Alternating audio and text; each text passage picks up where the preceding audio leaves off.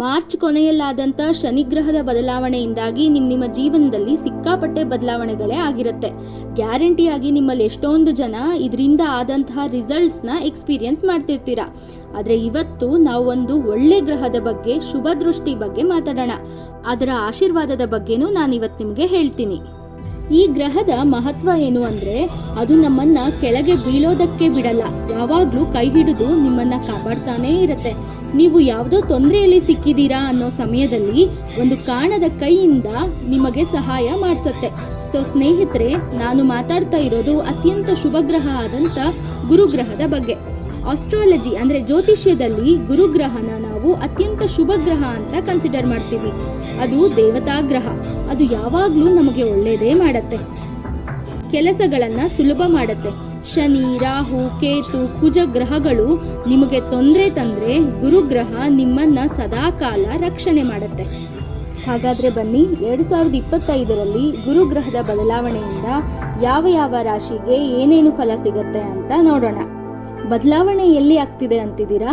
ಗುರುಗ್ರಹ ವೃಷಭ ರಾಶಿಯಿಂದ ಮಿಥುನ ರಾಶಿಗೆ ಹೋಗ್ತಾ ಇದೆ. ಇದೇ 2025ರ ಮೇ 14ರಂದು. ಹಾಗಾದ್ರೆ ಎಲ್ಲ 12 ರಾಶಿಗಳಿಗೂ ಗುರುಗ್ರಹ ಒಳ್ಳೇದೇ ಮಾಡತ್ತಾ? ಇಲ್ಲ, ಕೆಲವೊಂದು ರಾಶಿಗಳಿಗೆ ಇದು ತೊಂದರೆಯನ್ನ ಕೊಡುತ್ತೆ. ಇಲ್ಲಿವರೆಗೂ ಈ ವಿಡಿಯೋ ನೋಡಿದ್ದೀರಾ ಅಂದರೆ ದಯವಿಟ್ಟು ನಮ್ಮ ಚಾನಲ್ನ ಸಬ್ಸ್ಕ್ರೈಬ್ ಮಾಡ್ಕೊಳ್ಳಿ. ಎಲ್ಲರಿಗೂ ನಮಸ್ಕಾರ. ಶ್ರೀ ಸೌರಭ ಯೂಟ್ಯೂಬ್ ಚಾನಲ್ಗೆ ನಿಮಗೆಲ್ಲ ಸ್ವಾಗತ. ಬನ್ನಿ, ಹಾಗಾದರೆ ಗುರುಗ್ರಹದ ಬದಲಾವಣೆ ಕುಂಭರಾಶಿಯವರಿಗೆ ಯಾವ ಫಲವನ್ನು ಕೊಡುತ್ತೆ ಅನ್ನೋದನ್ನು ನೋಡೋಣ. ಗುರುಗ್ರಹ ಈ ವರ್ಷ ಮಿಥುನ ರಾಶಿಗೆ ಬರ್ತಾ ಇದೆ. ಅಂದರೆ ಕುಂಭರಾಶಿಯವರಿಗೆ ಪಂಚಮ ಭಾವದಲ್ಲಿ ಬರ್ತಾ ಇರೋದ್ರಿಂದ ನೀವು ಈ ವರ್ಷ ಸಂತಾನದ ವಿಚಾರದಲ್ಲಿ, ಮಕ್ಕಳ ವಿಚಾರದಲ್ಲಿ, ಪ್ರೀತಿ ಪ್ರೇಮದ ವಿಚಾರಗಳಲ್ಲಿ, ಸೃಜನಶೀಲತೆ ಅಂದರೆ ಕ್ರಿಯೇಟಿವಿಟಿ ವಿಚಾರದಲ್ಲಿ, ವಿದ್ಯಾಭ್ಯಾಸಕ್ಕೆ ಸಂಬಂಧಪಟ್ಟ ವಿಚಾರಗಳಲ್ಲಿ ಖುಷಿ ಸುದ್ದಿಯನ್ನು ಕೇಳ್ತೀರಾ. ಹಣಕಾಸಿನ ವಿಚಾರದಲ್ಲಿ ಈ ವರ್ಷ ಅತ್ಯಂತ ಶುಭಕರವಾಗಿದೆ. ನೀವು ಧೈರ್ಯವಾಗಿ ಇನ್ವೆಸ್ಟ್ಮೆಂಟ್ಗಳನ್ನು ಮಾಡಬಹುದು. ನಿಮಗೆ ಗೊತ್ತಿಲ್ಲದಿರೋ ಹಾಗೆ ನಿಮ್ಮೊಳಗೆ ಒಂದು ಹೊಸ ಹುರುಪು ಬರುತ್ತೆ, ಹೊಸತನ ಬರುತ್ತೆ. ಅದನ್ನು ಸುತ್ತಮುತ್ತ ಇರೋರು ಗಮನಿಸೋದಕ್ಕೆ ಶುರು ಮಾಡ್ತಾರೆ. ನಿಮ್ಮ ಪರ್ಸ್ನಾಲಿಟಿ ಚೇಂಜ್ ಆಗುತ್ತೆ. ಹಾಗೆ ನಿಮ್ಮ ಸೆಲ್ಫ್ ಕಾನ್ಫಿಡೆನ್ಸ್ ಕೂಡ ಬೂಸ್ಟ್ ಆಗುತ್ತೆ.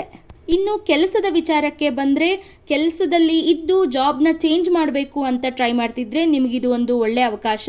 ಕೆಲಸ ಹುಡುಕುತ್ತಿರೋರ್ಗೂ ನಿಮಗೆ ಒಳ್ಳೆ ಕೆಲಸಗಳೇ ಸಿಗುತ್ತೆ ಈ ವರ್ಷ. ಇನ್ನು ಗುರುಗ್ರಹದ ದೃಷ್ಟಿ ನಿಮ್ಮ ಭಾಗ್ಯಭಾವ, ಲಾಭಭಾವ ಹಾಗೂ ಲಗ್ನದ ಮೇಲೆ ಇರೋದ್ರಿಂದ ಹೈಯರ್ ಎಜುಕೇಷನ್ಗೆ ಇದು ಹೇಳಿ ಮಾಡಿಸಿದಂಥ ಕಾಲ. ನಿಮ್ಮ ಲಾಭನೂ ಈ ವರ್ಷ ಹೆಚ್ಚಾಗತ್ತೆ, ಇನ್ಕಮ್ ಜಾಸ್ತಿ ಆಗತ್ತೆ, ವೆಲ್ತನ್ನು ಅಕ್ಯುಮುಲೇಟ್ ಮಾಡೋದಕ್ಕೂ ಇದು ಒಳ್ಳೆ ಅವಕಾಶ.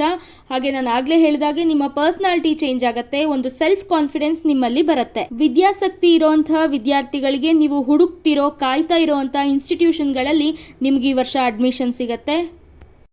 ಗುರುಗ್ರಹ ಅಕ್ಟೋಬರಿಂದ ಡಿಸೆಂಬರ್ವರೆಗೂ ಕಟಕ ರಾಶಿಗೆ ಅಂದರೆ ನಿಮ್ಮ ಷಷ್ಠಿ ಭಾವಕ್ಕೆ ಬಂದಾಗ ಆರೋಗ್ಯಕ್ಕೆ ಸಂಬಂಧಪಟ್ಟಂತಹ ಕೆಲವೊಂದು ಸಮಸ್ಯೆಗಳು ನಿಮಗಾಗತ್ತೆ.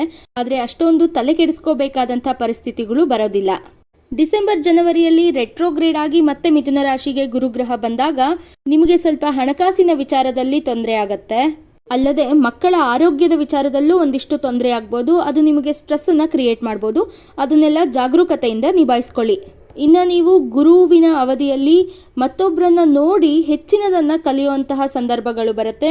ಬೇರೆಯವರು ಏನು ಮಾಡ್ತಿದ್ದಾರೆ, ಯಾವ ಕೆಲಸನ ಮಾಡ್ತಿದ್ದಾರೆ, ಹೆಂಗೆ ಮಾಡ್ತಿದ್ದಾರೆ ಅಂತ ನೋಡಿ ನೀವು ಅದರಿಂದ ಕೆಲವೊಂದು ವಿಚಾರಗಳನ್ನು ಕಲ್ತ್ಕೋಬೇಕು.